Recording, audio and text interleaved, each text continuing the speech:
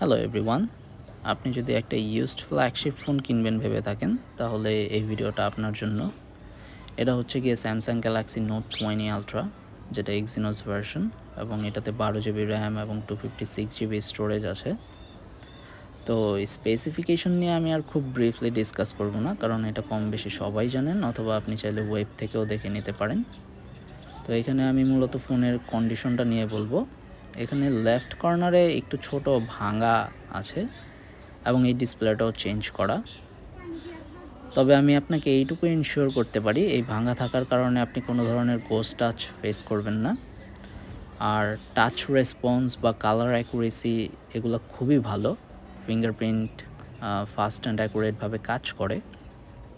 আর যদি পারফরমেন্স নিয়ে বলি, সেটা আসলে আমার ফোনে প্রায় 100 প্লাস হবে, 100 থেকে 150 হবে অ্যাপস ইনস্টল করা, এবং ডেইলি ইউজেসে সব কিছুই স্মুথভাবে রান করে, কোনো ধরনের প্যারা খেতে হয় না।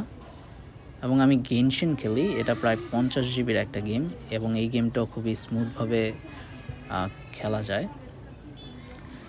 আর ক্যামেরা সেকশন নিয়ে যদি বলি, সেটা হচ্ছে গিয়ে আলট্রা ওয়াইড এবং টেলিফোটো লেন্সটা খুবই ভালো কাজ করে। তবে 1x গেলে মাঝে মাঝে একটু ইস্যু হয়, সেটা হচ্ছে গিয়ে ব্লার ইস্যু।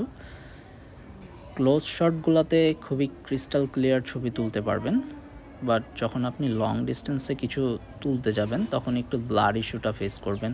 তবে ফোনটাকে শেক করলে সেই ইস্যুটা আবার সলভ হয়ে যায়।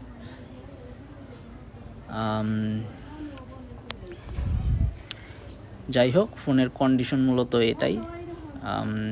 এখন যদি ইন্টারেস্টেড থাকেন আমাকে নক করতে পারেন, আমি ফোনের প্রাইস এবং লোকেশনটা ইনবক্সে বলে দেব।